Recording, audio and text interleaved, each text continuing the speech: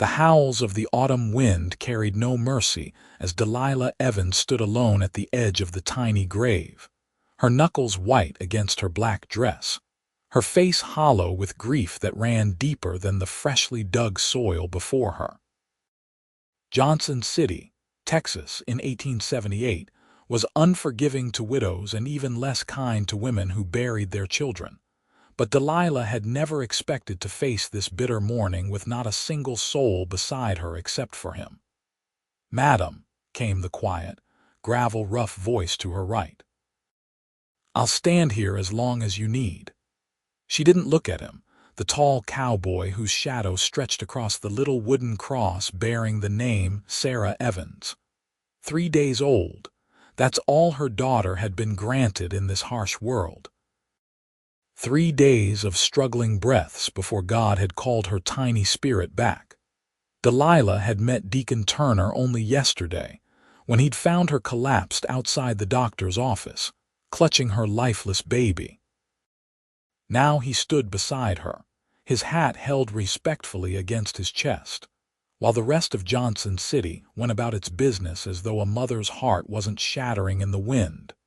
The preacher had said his hurried words and departed with barely a sympathetic nod. He had more pressing matters tending to the living who could fill his collection plate on Sundays. The undertaker's boy had finished his work and vanished back to town, leaving Delilah with nothing but the small mound of dirt that held everything she had left to love in this world. "You don't have to stay," she whispered, her voice cracking like autumn leaves. "You don't even know me." "Madam," Deacon replied, his eyes fixed on the grave, "nobody should stand alone at a time like this." The morning sun climbed higher in the Texas sky, painting the cemetery in harsh light that seemed to mock the darkness in Delilah's soul. She had come to Johnson City 3 months ago, heavy with child and desperate for a new beginning after her husband's death back east. Thomas had promised they would build a life in Texas, but pneumonia had claimed him before they could leave together. Delilah had followed their dream alone, arriving with nothing but hope and the child growing within her. Now, that hope lay buried beneath the hard Texas soil. "I'll walk you home when you're ready," Deacon said after nearly an hour of silence. His voice was gentle but firm, like a man accustomed to making decisions but unaccustomed to comforting grief-stricken women. Delilah finally looked at him. His face was weathered by sun and wind, his eyes a startling blue against his tanned skin. Dark blonde hair fell in waves from beneath the brim of his hat. He wasn't handsome in the conventional way of city men, but there was something solid about him, something that seemed as permanent as the mountains on the horizon. "I don't have a home," she admitted.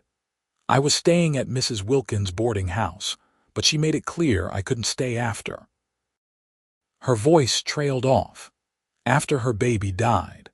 After the wailing had disturbed the other boarders. After Delilah could no longer afford the room without the seamstress job she'd lost when complications from the birth had kept her bedridden. Something flickered in Deacon's eyes, anger, perhaps, or determination. "Then I'll find you one," he said simply, as though locating shelter for a destitute widow was as ordinary as saddling a horse. "Why would you help me?" Delilah asked, suspicion cutting through her grief.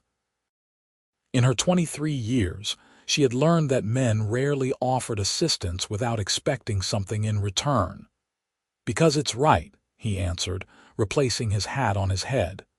The movement was practiced, automatic. "And because I made a promise once that I wouldn't turn away from those who had nobody else." The simplicity of his answer disarmed her. Delilah turned back to the grave, reaching down to touch the small wooden cross. "Goodbye, my sweet Sarah," she whispered. "Mama loves you." When she straightened, her legs nearly buckled beneath her. Deacon's hand caught her elbow, steady and strong. She didn't pull away. Together they walked from the cemetery, two strangers bound by the solemn weight of death and the unexpected kindness that sometimes blooms in its wake. The main street of Johnson City bustled with midday activity.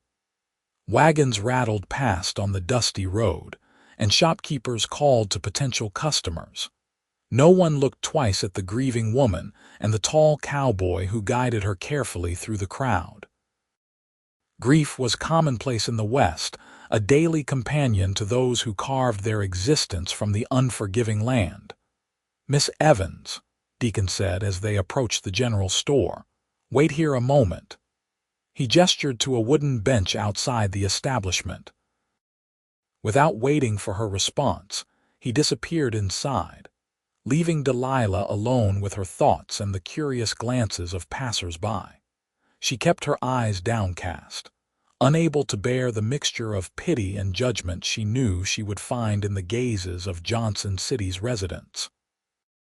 A fallen woman, they would think, a widow with no family who had lost her child because God was punishing her for some perceived sin. Delilah had heard the whispers even before Sarah's death. Deacon emerged from the store carrying a paper-wrapped bundle. "Come with me," he said, offering his free arm. "I know a place where you can stay for now." Too exhausted to question him further, Delilah allowed herself to be led through town and toward a modest house at the edge of Johnson City. A wooden sign hung from the porch, "Tucker's Boarding House." "Mrs. Tucker is a good woman," Deacon explained as they approached. "She lost her husband in the war and raised 3 boys on her own. She understands hardship." Before Delilah could protest, the door opened to reveal a plump woman with iron-gray hair and kind eyes. "Mr. Turner," she greeted, her gaze quickly moving to Delilah. Understanding flashed across her weathered face. "This must be Miss Evans." "Mrs. Tucker," Deacon nodded respectfully. "I appreciate you making room on such short notice. Any friend of Deacon Turner is welcome under my roof, Mrs. Tucker said, stepping aside to allow them entry. "Come in, child. You look dead on your feet." The interior of the boarding house was clean and modestly furnished, with the scent of fresh bread hanging in the air. Delilah felt a wave of dizziness wash over her as the events of the morning of the past 3 days finally caught up with her. "I've prepared the room at the back," Mrs. Tucker was saying. "It's small, but private. No other boarders will disturb you." "I can't," Delilah began, her voice barely audible. "I haven't any money to. It's taken care of," Deacon interrupted. "For the next 2 weeks at least. That should give you time to recover and find your bearings." Delilah stared at him in disbelief. "Mr. Turner, I cannot accept such charity." "I don't even know you." His expression remained impassive, but something softened in his eyes. "It's not charity, Miss Evans. It's an investment. Johnson City needs skilled seamstresses. Once you're well, you can repay the debt by taking work." Before she could argue further, Mrs. Tucker took her arm. "Come along now. You need rest. There's water for washing, and I'll bring you something to eat shortly." Delilah allowed herself to be led to a small but clean room at the rear of the house. A narrow bed with fresh linen stood against one wall, a washstand with a pitcher and basin against another. A single window looked out over a small garden where late autumn flowers still bloomed against the odds. "Thank you," she whispered as Mrs. Tucker helped her sit on the bed. "Rest now," the older woman said kindly. "Everything else can wait." When Mrs. Tucker had gone, Delilah sank onto the mattress, too exhausted even to remove her black mourning dress. The events of the day swirled in her mind like leaves caught in a whirlwind. Her baby cold in the ground. The tall cowboy who had stood beside her when no one else would. The unexpected kindness of strangers. She had not cried at the funeral. Her grief had been too vast, too consuming for tears. But now, in the quiet solitude of the borrowed room, the dam broke. Delilah buried her face in the pillow and wept for her daughter, for her husband, for the dreams that had died with them, and for the uncertain future that stretched before her. Outside her door, Deacon Turner listened to her muffled sobs for a moment before quietly placing the package from the general store containing a new dress, some basic toiletries, and a small journal with a pencil on the floor where she would find it. Then he turned and left the boarding house, his expression unreadable as he stepped back into the Texas sunshine. Delilah slept for nearly 2 days, waking only when Mrs. Tucker insisted she take some broth or tea. On the third morning, she awoke to find sunlight streaming through the small window and the sound of birds in the garden outside. For a disorienting moment, she forgot her circumstances, then memory crashed over her like a physical blow. Sarah was gone. Thomas was gone. She was alone. A soft knock at the door pulled her from her dark thoughts. Mrs. Tucker entered carrying a tray with toast, eggs, and coffee. "Good morning, Miss Evans," she said brightly. "I'm glad to see you awake. You've had us worried." "Us?" Delilah asked, her voice hoarse from disuse. "Mr. Turner has been by each day to check on your progress," Mrs. Tucker explained, setting the tray on the small table by the bed. "He's quite concerned for your welfare." Delilah felt a flash of irritation cut through her grief. "I am not his responsibility." Mrs. Tucker's eyebrows rose. "Few things in this world are truly our responsibility, Miss Evans, but the good Lord grants us the privilege of choosing what burdens we carry for others." She gestured to the food. "Eat. You'll need your strength." After the older woman had gone, Delilah forced herself to eat a few bites of toast and drink the coffee. The warmth spread through her, awakening sensations beyond grief for the first time in days. She noticed the package on the floor then, wrapped in brown paper with her name written in a bold hand across the top. Inside, she found the dress, a simple blue calico along with a comb, soap, and the journal. A note was tucked between the pages. "Miss Evans, these items are tools, not charity. A seamstress needs proper attire to find work, and memories need a place to rest besides the heart. Use them well. D.T." Delilah traced her fingers over the firm handwriting, the presumptuousness of the man. And yet, beneath her indignation, a small flame of gratitude flickered. He had thought of practical matters when her mind could focus on nothing beyond her loss. She placed the journal aside and reached for the soap and comb. Perhaps it was time to rejoin the world, if only to thank the mysterious cowboy and make it clear she would repay every cent of his investment. An hour later, washed and dressed in the new blue dress that fit surprisingly well, Delilah made her way into the main room of the boarding house. Mrs. Tucker looked up from her knitting with an approving smile. "There she is," the landlady said warmly. "I was beginning to think you'd taken root in that bed." "I apologize for imposing on your hospitality," Delilah said formally. "Mr. Turner mentioned that arrangements had been made for 2 weeks, but I assure you I'll find employment and my own lodgings as soon as possible. Mrs.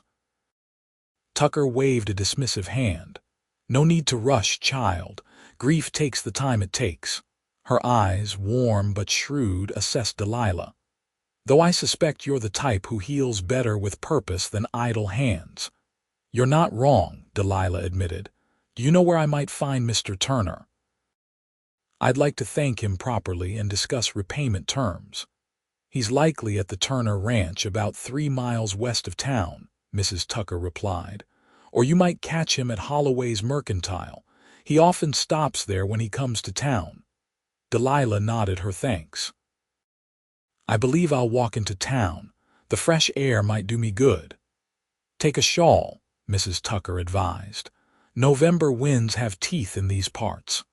Wrapped in a borrowed shawl, Delilah stepped out into the clear Texas morning. The sun was bright but offered little warmth against the chill wind.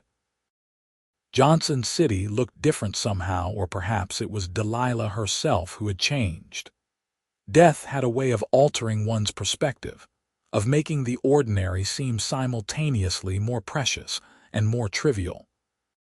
She walked slowly down the main street, aware of curious glances but no longer caring what the townspeople thought of her. Grief had burned away certain vanities, leaving only the essential parts of her intact. Holloway's Mercantile stood at the center of town, a two-story building with a wide porch where men gathered to smoke and exchange news. Delilah hesitated at the sight of the exclusively male gathering, then squared her shoulders and climbed the steps. Conversation halted as she approached. Several men nodded respectfully, touching the brims of their hats. Others simply stared, curious about the young widow who had lost her baby just days before. "Excuse me," Delilah said, addressing an older man whose apron marked him as likely the proprietor. "I'm looking for Mr. Deacon Turner." "Might he be inside?" "Turner?" The man, presumably Mr. Holloway, shook his head. "Haven't seen him today, madam. Might try the livery, though. His horse threw a shoe yesterday." "Thank you," Delilah said with a polite nod, turning to leave. "You must be Miss Evans," Holloway called after her. When she turned back, his expression was sympathetic. "Mighty sorry about your loss, madam. If you're looking for work, my wife could use help with seamstress work. More orders than she can handle with her arthritis acting up." Delilah felt a surge of hope. "I would be very grateful for the opportunity, Mr. Holloway. I was trained by my mother, who sewed for some of Boston's finest families." Holloway nodded approvingly. "Come by tomorrow morning, then. Clara will want to see your stitching before she commits, but if you're half as good as you claim, she'll be pleased to have the help." With a lighter heart, Delilah continued toward the livery stable at the edge of town. The prospect of work of purpose had already begun to lift some of the darkness that had enveloped her. She would never forget Sarah, never stop grieving the daughter she had barely known, but perhaps she could find a way to live with the pain. The livery stable smelled of hay and horses, the earthy scent oddly comforting as Delilah stepped into the dim interior. A man was bent over a work table, his back to her as he worked on what appeared to be a saddle. "Excuse me," she called. "I'm looking for Mr. Turner." The man straightened and turned, revealing not Deacon but a younger man with dark hair and a friendly smile. "He left about an hour ago, madam. Said he was heading back to the ranch. Something about checking the herd before the weather turns." Disappointment washed over her. "I see, thank you." "You're Miss Evans, aren't you?" the young man asked. When she nodded, he continued, "I'm Matthew Holloway. Mr. Turner asked me to keep an eye out for you in case you came looking." "Did he?" Delilah wasn't sure whether to be touched or irritated by Deacon's apparent arrangement of sentinels throughout the town. Matthew nodded. "Said to tell you he'd be by Mrs. Tucker's tomorrow evening if you wanted to speak with him." He hesitated, then added awkwardly, "I'm sorry about your little one, madam." The simple, genuine sympathy in his voice touched Delilah more deeply than any of the formal condolences she had received. "Thank you," she whispered. "If you're heading back to Mrs. Tucker's, I can offer you a ride," Matthew said. "I'm delivering a repaired wagon that way shortly." Delilah accepted gratefully, her earlier energy already waning. Grief, she was discovering, took a physical toll as well as an emotional one. By the time Matthew's wagon rattled to a stop outside the boarding house, she was fighting exhaustion again. "Thank you for the ride, Mr. Holloway," she said as he helped her down. "Just Matthew, please," he replied with a smile. "Everyone in Johnson City ends up on a first-name basis eventually. It's that kind of town." "Not everyone," Delilah observed. "Mr. Turner seems to maintain his formality." Matthew laughed. "Deacon. He's just careful about boundaries, been that way since he came back from the war. But once he decides you're a friend, there's nothing he wouldn't do for you." His expression grew serious. "He's a good man, Miss Evans, one of the best I know." With those words lingering in her mind, Delilah returned to her room at the boarding house. Despite her exhaustion, she found herself reaching for the journal Deacon had given her. Opening it to the first blank page, she began to write. Today I stood among the living again. I breathed the air of Johnson City and spoke to its people. I arranged for work that might sustain me. All these ordinary accomplishments feel like mountains climbed, for I am carrying the weight of you, my Sarah, with every step.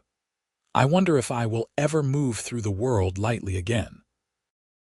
The words flowed more easily than she had expected, filling page after page as she poured out her grief, her fears, and, unexpectedly, her curiosity about the taciturn cowboy who had appointed himself her guardian. When she finally set the pencil down, the light was fading and Mrs. Tucker was calling boarders to the evening meal. For the first time since Sarah's death, Delilah joined others at the dinner table. Besides Mrs. Tucker, there were two other boarders, a school teacher named Miss Porter, and an elderly gentleman who introduced himself as Judge Mayfield, retired from the circuit court. They welcomed Delilah without fuss, speaking of town matters and the approaching winter rather than dwelling on her recent tragedy. It was, Delilah realized as she returned to her room later, precisely what she had needed to be treated as a person, not merely as a vessel for grief. The next day dawned clear and cold.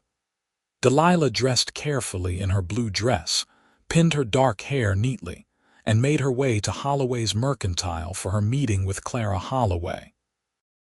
The older woman, her hands gnarled with arthritis but her eyes sharp, examined Delilah's sample stitches with professional scrutiny before declaring herself satisfied. "You'll do," she said briskly. "I pay 50 cents a day, more for rush orders or particularly difficult work." "Can you start tomorrow?" "Yes, madam," Delilah agreed eagerly. "Thank you for the opportunity." "Thank Deacon Turner," Clara replied with a knowing look. "He's the one who mentioned your skills to my husband." Again, Deacon's invisible hand guiding her path. Delilah wasn't sure whether to be grateful or resentful of his interference, but she couldn't deny the results were beneficial. With steady work, she could repay him and establish her independence in Johnson City. As promised, Deacon appeared at Mrs. Tucker's boarding house that evening. Delilah was reading in the parlor when he arrived, hat in hand, his tall frame filling the doorway. "Miss Evans," he greeted her, "you're looking better." "Mr. Turner," she responded, setting aside her book. "I believe I have you to thank for that, and for my new position with Mrs. Holloway." A faint smile touched his lips. "You'd have found work on your own, I suspect. I just hastened the process." Mrs. Tucker appeared from the kitchen, wiping her hands on her apron. "Mr. Turner, will you stay for supper? We're having beef stew." "Thank you, madam, but I can't tonight. I need to get back to the ranch before full dark." His eyes returned to Delilah. "I came to see if Miss Evans might accompany me for a short walk. There's something I'd like to show her." Curious despite herself, Delilah agreed. She fetched her shawl and they stepped out into the chilly evening. Stars were already appearing in the eastern sky, though the west still held the remnants of sunset. "How are you really?" Deacon asked as they walked slowly down the quiet street. The directness of his question caught her off guard. "I'm surviving," she answered honestly. "Some moments are harder than others," he nodded, as though her answer confirmed something he already knew. "Grief isn't something you finish with," he said after a pause. "It becomes part of you like a scar, but scars fade in time. They stop hurting so much." Delilah glanced at him, wondering what losses had taught him that wisdom. "You speak from experience." "I do." He didn't elaborate, and Delilah didn't press. They walked in comfortable silence until they reached the edge of town, where the cemetery lay peaceful in the gathering dusk. Delilah faltered. "Mr. Turner, I'm not sure I'm ready to trust me," he said gently. "Please." Something in his voice, a blend of kindness and certainty, convinced her to continue. They entered the cemetery together, following the path to where Sarah's tiny grave lay beneath a spreading oak tree. As they approached, Delilah gasped. Someone had placed a small wrought iron fence around the grave site, enclosing an area about 4 feet square. Inside the enclosure, late autumn wildflowers had been carefully planted around the perimeter of the grave, and a proper headstone had replaced the simple wooden cross.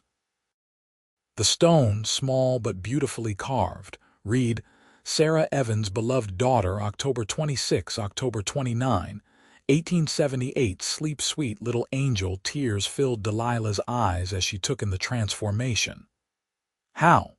Who did this?" "The men who work my ranch," Deacon answered quietly.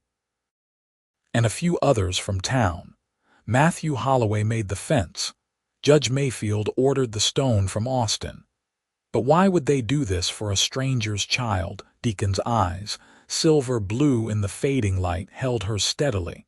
"Because I asked them to. And because Johnson City may seem harsh, Miss Evans, but its people understand loss. They know the value of remembering those who pass through this world too briefly." Delilah sank to her knees beside the grave, overwhelmed by the unexpected kindness. Her fingers traced the words on the stone, lingering on "beloved." "Thank you," she whispered, unsure if she was addressing Deacon, the townspeople, or God himself. Perhaps all three. Deacon remained standing, his hat held respectfully in his hands as she communed with her daughter's memory. Unlike at the funeral, where grief had frozen her emotions into a numb mask, now Delilah felt everything: the sorrow, yes, but also gratitude, wonder, and a fragile sense that perhaps she was not as alone in the world as she had believed. When she finally rose, wiping tears from her cheeks, Deacon offered his arm. "May I walk you back to Mrs. Tucker's?" She placed her hand in the crook of his elbow, feeling the solid strength of him. "Mr. Turner, why have you done all this for me? The truth, please, not just because it's right." He was silent for several steps, as though weighing his words carefully. "When I found you outside the doctor's office that day, holding your baby and looking like the world had ended, I recognized something in you, a kind of desolation I've known myself." His voice remained steady, but Delilah sensed the control it took him to maintain that evenness. "After the war, I came back to find my wife and infant son had died of fever. There was no one at their funeral but me." Delilah's heart constricted at the image of a younger Deacon, standing alone at a graveside as she had. "I'm so sorry." "It was 8 years ago," he said. "The pain changes over time, but I remember how it felt in those early days, like every breath was a battle. No one should face that alone." His simple explanation unlocked something in Delilah, a door she had kept firmly shut against further pain. But instead of more suffering, what flowed through was a sense of connection, of being truly seen and understood. They walked back to the boarding house in companionable silence, each lost in memories yet somehow less alone with them. At the door, Delilah turned to face him. "Thank you for Sarah's grave," she said, "and for standing with me when no one else would." Deacon placed his hat on his head with that same practiced motion she had noticed at the funeral. "I'll call on you again if that's acceptable. Perhaps Sunday after church." It wasn't quite a question, but Delilah nodded anyway. "I'd like that." He tipped his hat and turned to go, then paused. "You should know, Miss Evans, that I have no expectations beyond friendship. What I've done wasn't to create obligation." "I know that," she replied softly. "Good night, Mr. Turner." "Deacon," he corrected with the ghost of a smile. "My friends call me Deacon." As winter settled over Johnson City, Delilah found rhythm in her days. She sewed for Clara Holloway during the week, earning enough to pay for her room at Mrs. Tucker's and begin setting aside a small savings. On Sundays, She attended the small wooden church with the other boarders, and afterward, Deacon would appear to escort her on walks or occasionally to dinner at the town's only restaurant. They spoke easily of daily matters, the weather, town gossip, books they had read, but also shared deeper conversations about loss and healing. Gradually, Delilah learned more about the quiet cowboy who had appointed himself her guardian.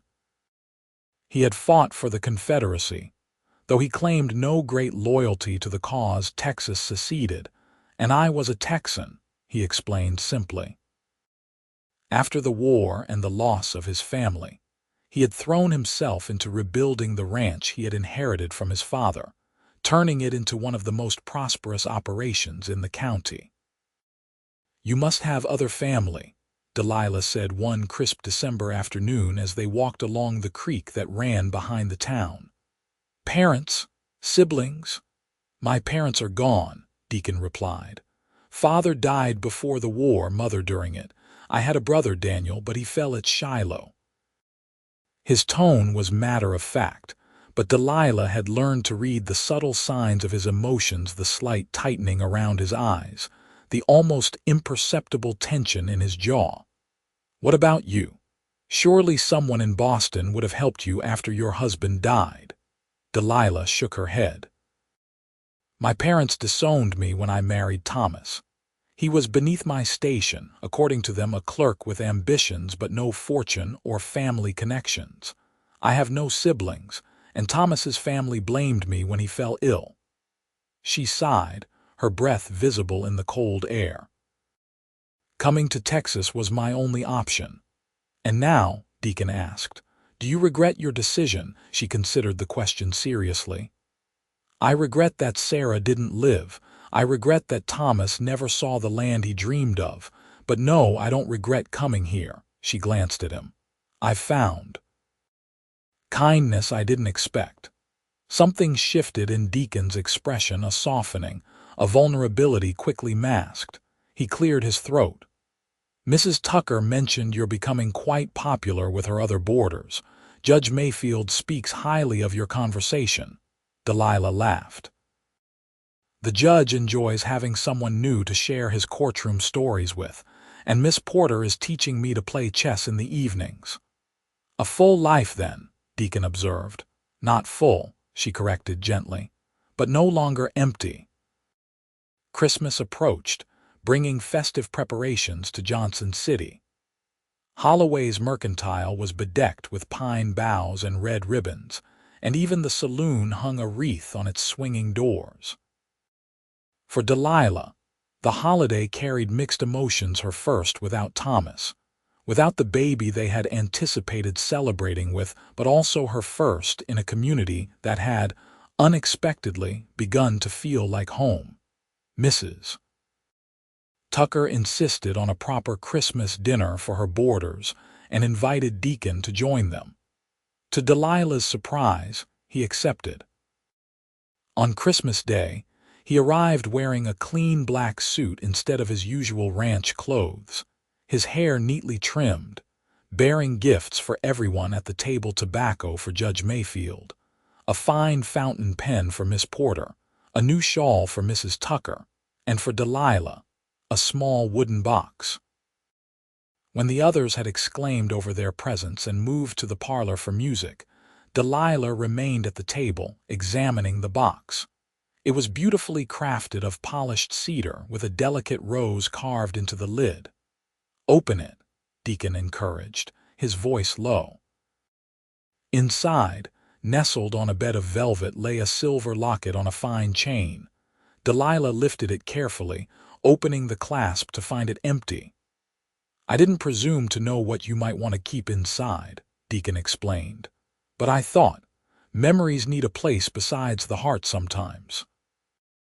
Tears pricked at Delilah's eyes as she recognized her own words from the journal he had given her, words she had never shared with him. "Have you been reading my private thoughts, Mr. Turner?" "No," he said, looking genuinely startled. "I would never. Did I say something wrong?" "No," she assured him, closing her hand around the locket. "You said something exactly right."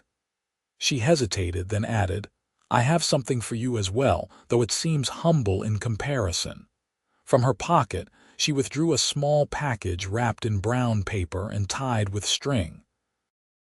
Deacon opened it to reveal a pair of finely knitted gloves, the wool dyed a deep blue that matched his eyes.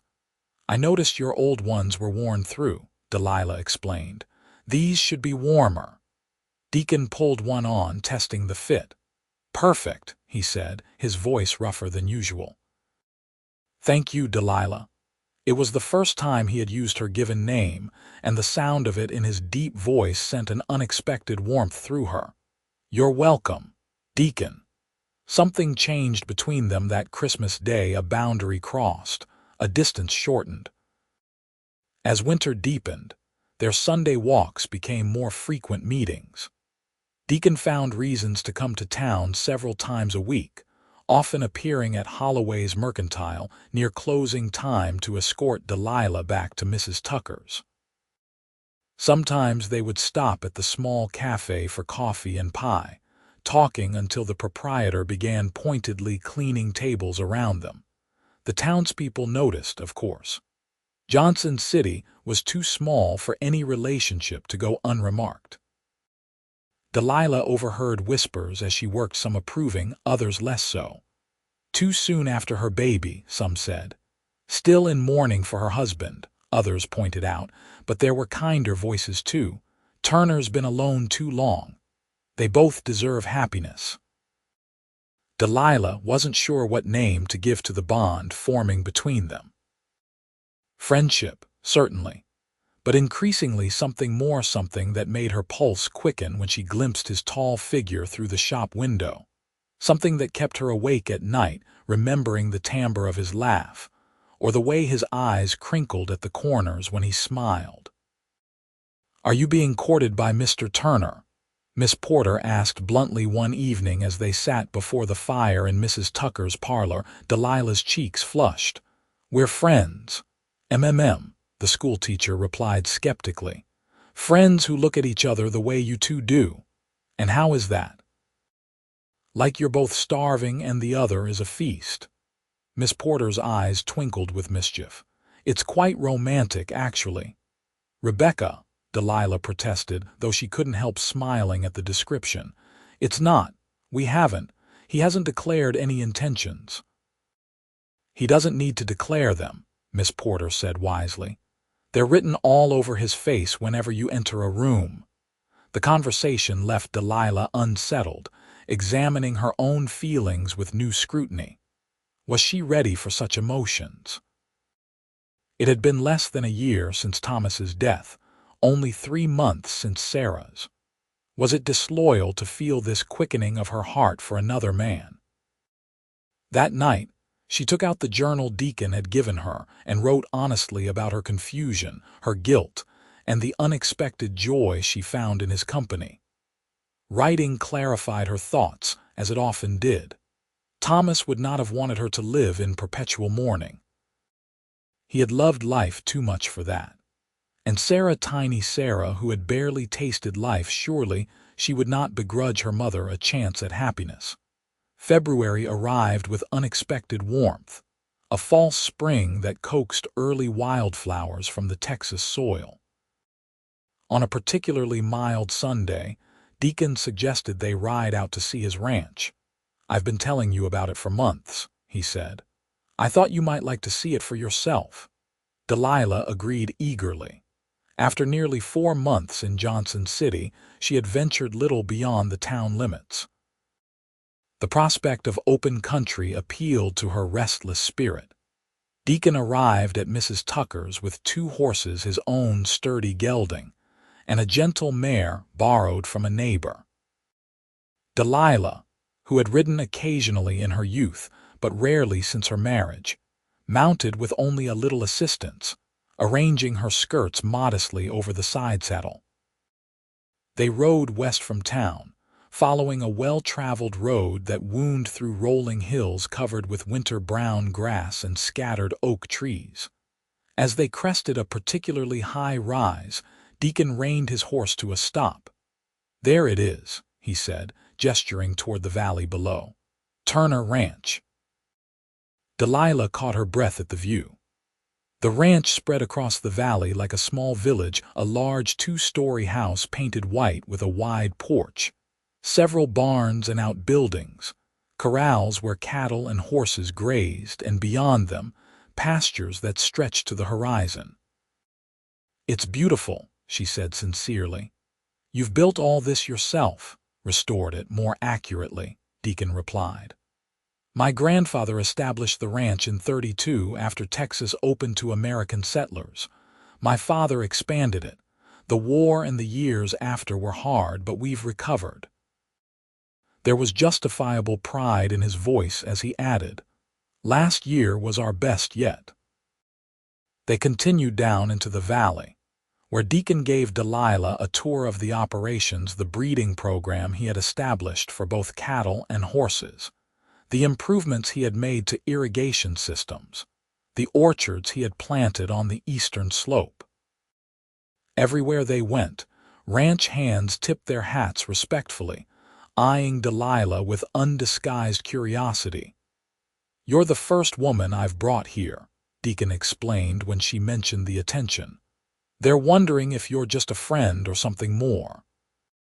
His directness took her breath away. "And what have you told them?" "That you're someone special to me," he answered simply. "The rest is between us." The main house was as impressive inside as out, spacious rooms with solid furniture, not ostentatious but comfortable and well-maintained.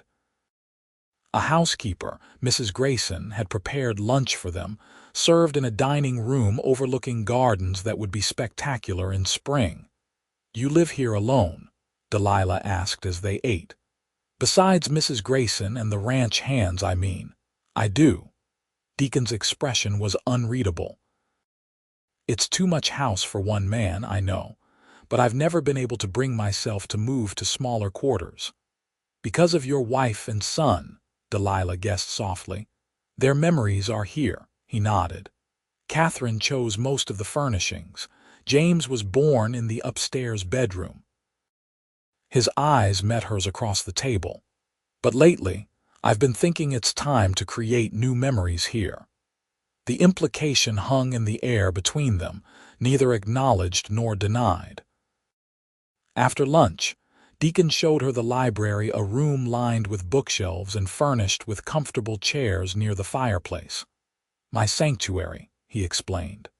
"When ranch work is done, this is where I spend my evenings." Delilah ran her fingers along the spines of his books: history, poetry, novels, agricultural treatises.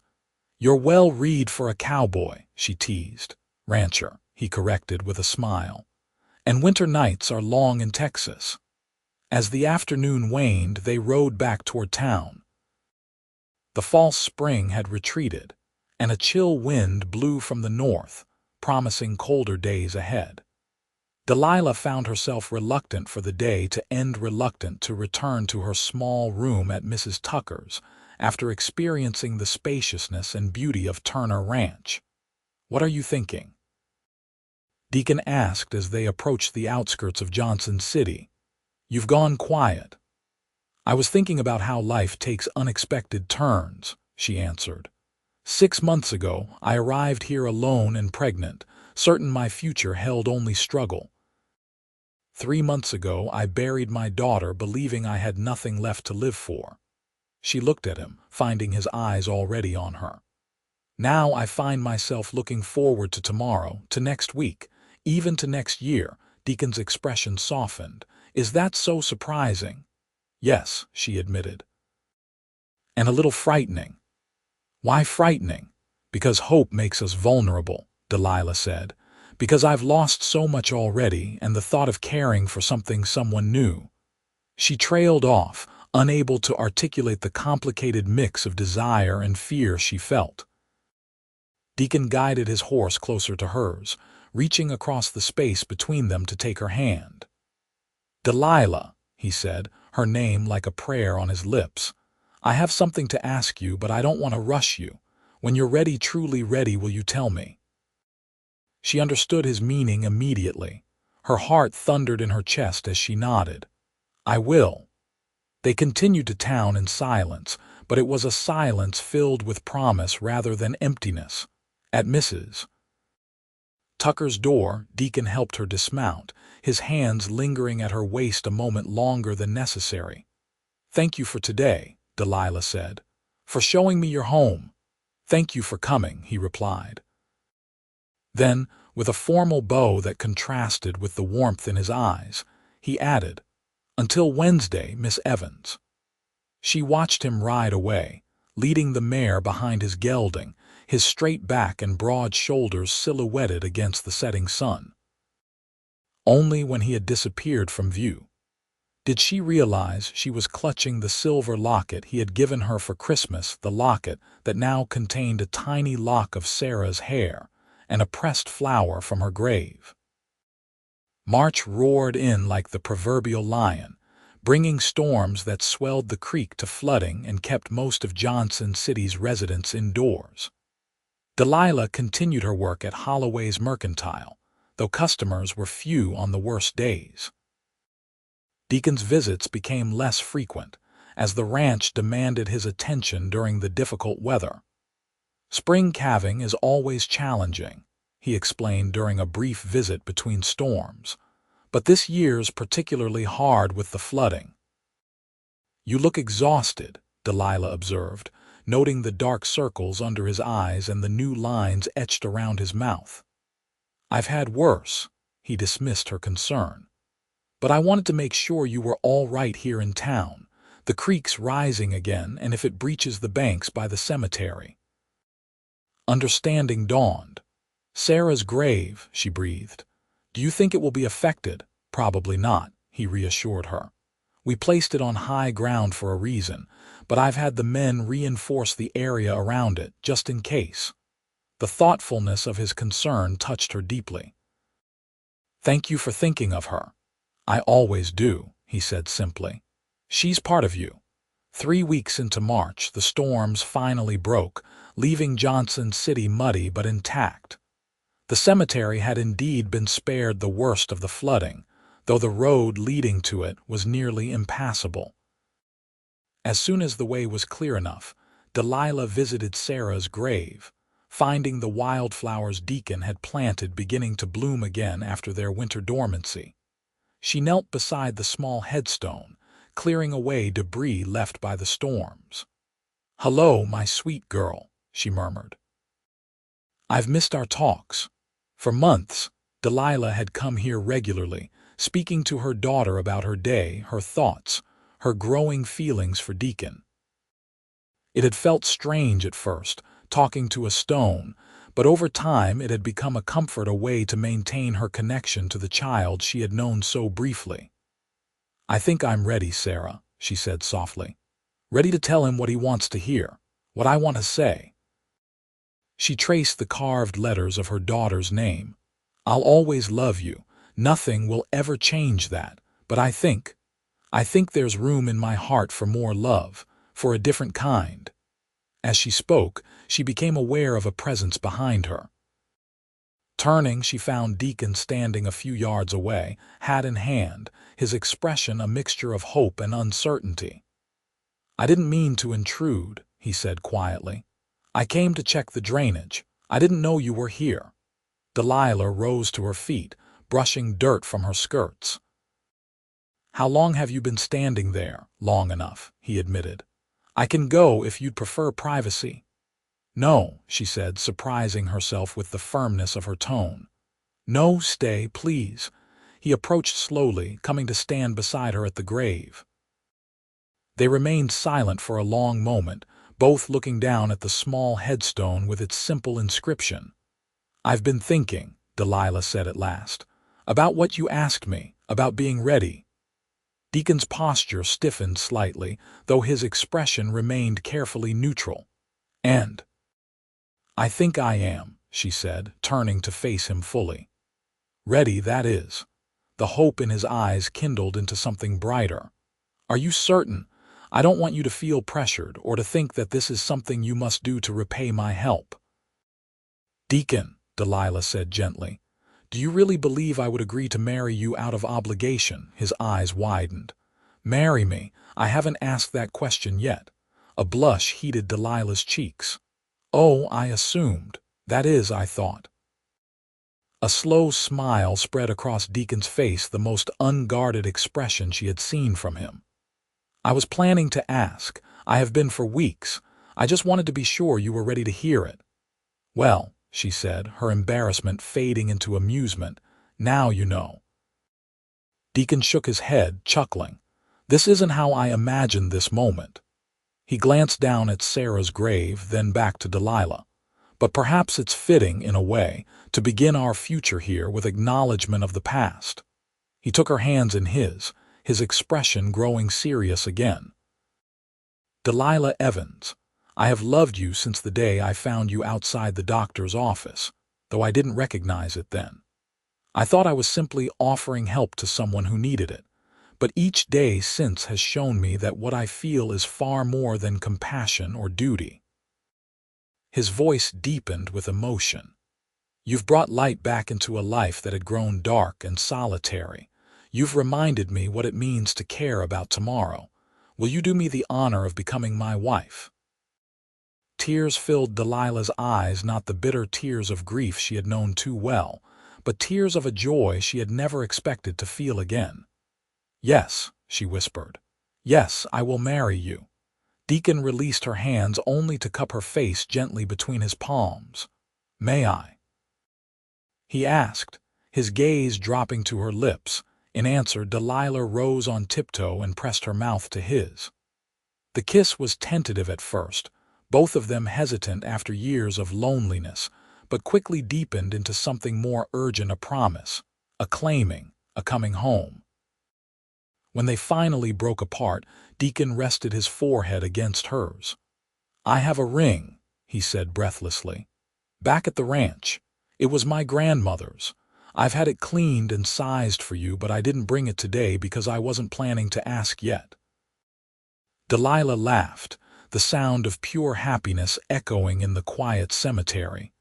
"We seem to be doing everything out of order." "As long as we end up together," Deacon replied. "I don't mind a bit of disorder along the way."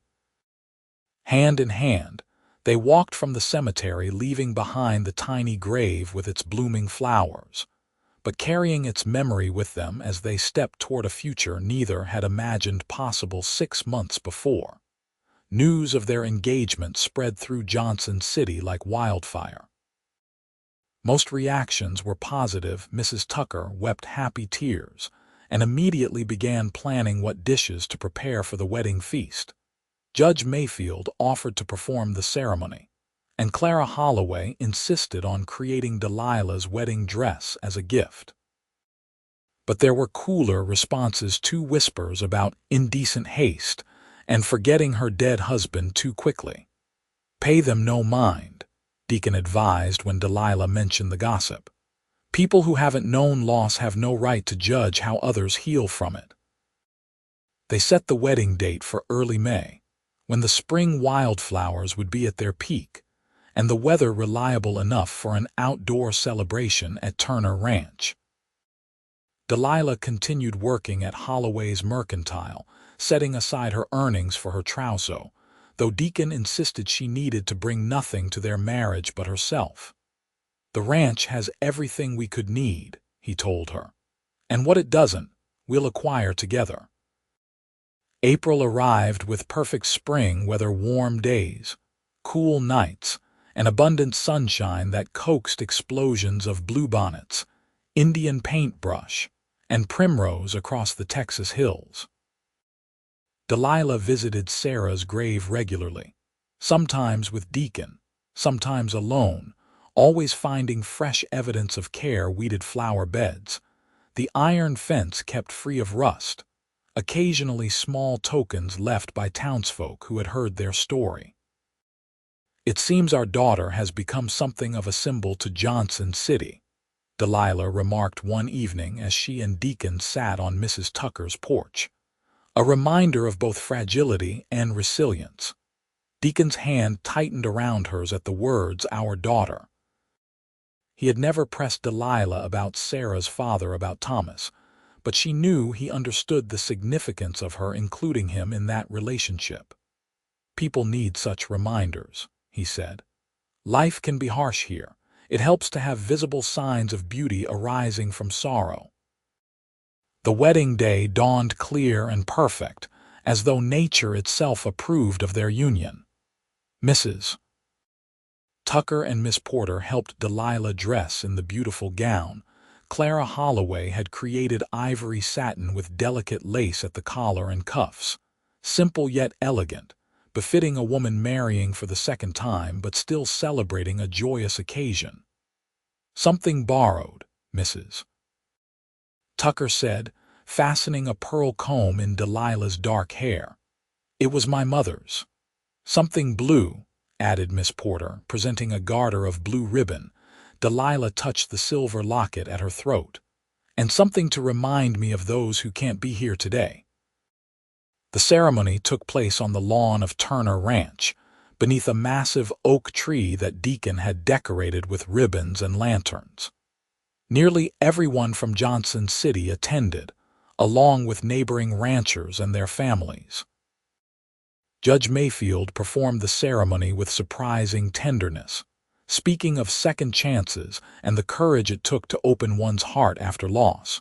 When it came time for vows, Deacon took Delilah's hands in his eyes never leaving hers as he spoke.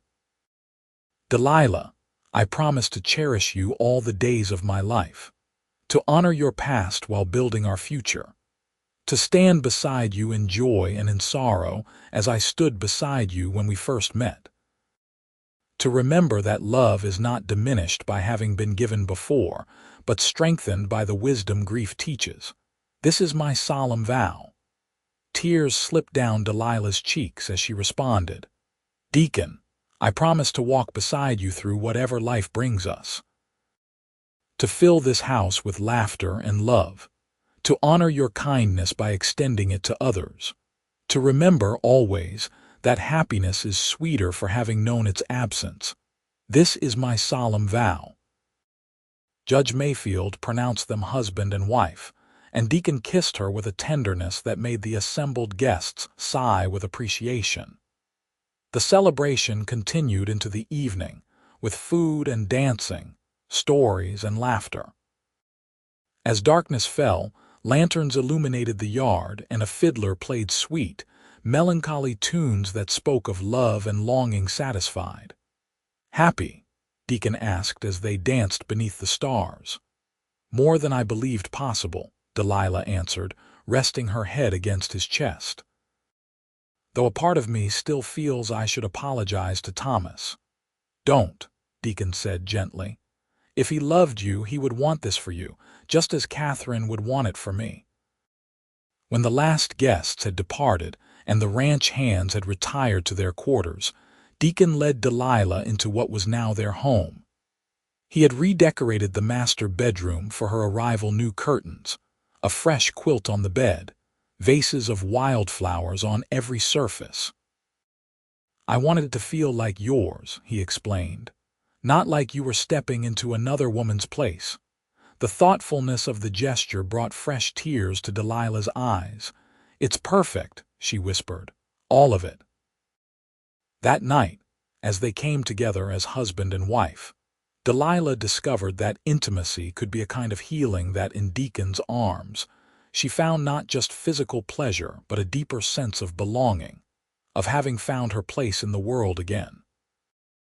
Their lovemaking was tender at first, both mindful of the ghosts that still lingered at the edges of their lives, but passion soon overtook caution, and they lost themselves in each other until dawn painted the sky outside their window. "I love you," Deacon murmured as they lay tangled together in the early morning light. "I've waited a long time to say those words." "I love you too," Delilah replied, tracing the line of his jaw with her fingers, enough to last several lifetimes. Life, as Mrs. Turner, required adjustments. Delilah had grown accustomed to the independence of her small room at Mrs. Tucker's, to the rhythm of town life, and her work at Holloway's Mercantile. The ranch offered different challenges managing a large household, learning the cycles of cattle breeding and the complexities of the horse trading business, finding her place among the ranch hands and their families. But there were joys too, waking beside Deacon each morning, sharing meals and conversation, building routines together that reflected both their individual tastes and their shared values.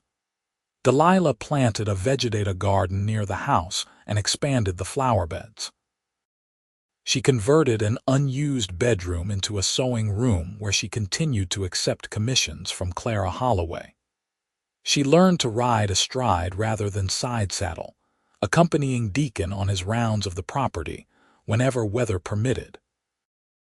Each Sunday, they rode into town for church and afterward visited Sarah's grave together, maintaining the flowers and sharing news as though the child could hear them. These visits became not an obligation but a cherished ritual, a way to honor the past while embracing the present. Summer arrived with brutal heat that tested even longtime Texans. Delilah found herself unusually fatigued, napping in the afternoons and retiring early in the evenings. When she missed her monthly courses for the second time, she consulted Dr. Miller in Johnson City, who confirmed what she had begun to suspect. "Congratulations, Mrs. Turner," he said with a smile. "You're expecting. I'd say the baby will arrive sometime in early January." Delilah left the doctor's office in a daze of conflicting emotions, joy mingled with fear, excitement tempered by memories of Sarah's brief life. She walked slowly to Sarah's grave, needing to process her feelings before returning home to share the news with Deacon. "I'm frightened, little one," she confessed, kneeling beside the small headstone. "Frightened of loving another baby, of losing another baby, but I'm happy too." She touched the carved letters of Sarah's name. "You'll always be my firstborn, nothing will change that." By the time she returned to the ranch, Delilah had found a measure of peace with her condition. When Deacon came in from the fields for supper, she met him on the porch with the news. "A baby," he repeated, his expression shifting from surprise to wonder to concern. "Are you? How do you feel about this?" "Terrified," she admitted honestly, "but happy too, very happy." Deacon gathered her into his arms, holding her with exquisite gentleness. "We'll take every precaution," he promised. "The best doctors, whatever you need. This time will be different, Delilah." She believed him not because he could promise their child's safety, but because she knew that whatever happened, she would not face it alone. Not this time. The pregnancy progressed well through the hot summer and into the cooler fall. Delilah remained active, though she tired more easily as her body changed.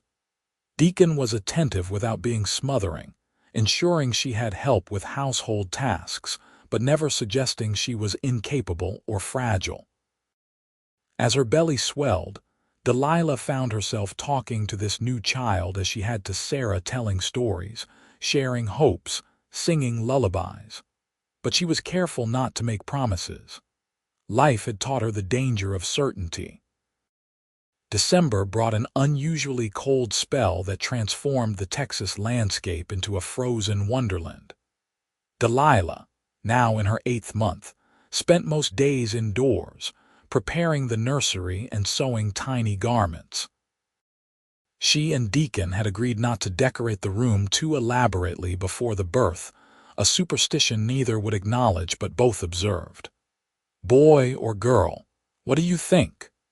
Deacon asked one evening as they sat before the fire, his hand resting on her rounded belly. "I don't know," Delilah answered truthfully. "I haven't had any feelings either way. With Sarah, I was certain she was a girl from the beginning." Deacon nodded, understanding her unspoken fear of drawing parallels. "Well, either way, this little one is already loved." The baby kicked vigorously as though in response to his father's voice. Deacon's face lit with wonder as it did each time he felt the child move. "Strong," he observed, "like its mother." New Year's Day, 1880, dawned cold and clear. Delilah woke early, feeling a familiar tightening in her lower back that slowly intensified throughout the morning. By midday, there was no doubt the baby was coming. Deacon sent a ranch hand to fetch Dr. Miller while Mrs. Grayson prepared the bedroom. Unlike her labor with Sarah, which had been prolonged and difficult, this birth progressed steadily and without complications. Shortly after sunset, with Deacon holding her hand and Dr. Miller providing calm guidance, Delilah delivered a healthy, robust son.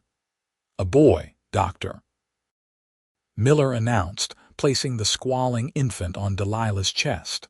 "And a fine one at that."